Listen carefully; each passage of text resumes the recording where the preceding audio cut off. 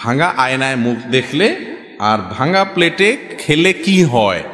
উত্তর হলো, ভাঙা আয়নায় মুখ দেখলে দেখতে একটু অসুবিধা হয়।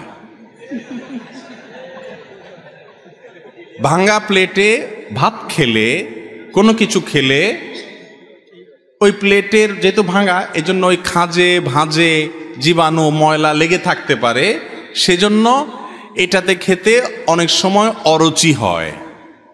উত্তর পাইছেন তো? কিন্তু যে উত্তর আশা করছেন সেটা হলো যে ভাঙা প্লেটে খাইলে অমঙ্গল হয়, ভাঙা আয়নায় দেখলে কি হয়? ক্ষতি হয়। এগুলো সব আমাদের বানানো মাসালা, এগুলো সব আমাদের ইসলামের নামে কত ভুয়া কথা যে আমাদের সমাজে আছে, এর মধ্যে এগুলো একটা। ভাই, যে বেচারার ভালো আয়না নাই, তার আয়নাটা ভেঙে গেছে, বেচারার আর টাকা নাই, আপনি ফতোয়া দিলেন কি ভাঙা আয়না মুখ দেখলে ক্ষতি হয়, তো বেচারা আর আয়না দেখতে পারলো না। এটা কোনো আয়না দোকানদারে মাসালাটা বাইর করছে কিনা আমার সন্দেহ, যে আয়না যাতে বেচা হয়। কারণ আয়না ভাঙলে আর দেরি করা যাবে না, এটা দিয়ে চোখ দেখা যাবে না, মুখ দেখা যাবে না, খবরদার আরেকটা কিনতে আসো, আল্লাহ জানে। এরকম কোনো কথা আসলে নাই। ভাঙা আয়না, এটাতে মুখ দেখলে কোনো অসুবিধা হবে না। আপনার দেখতে অসুবিধা হবে আসলে এতটুকু, এর বেশি কিচ্ছু না।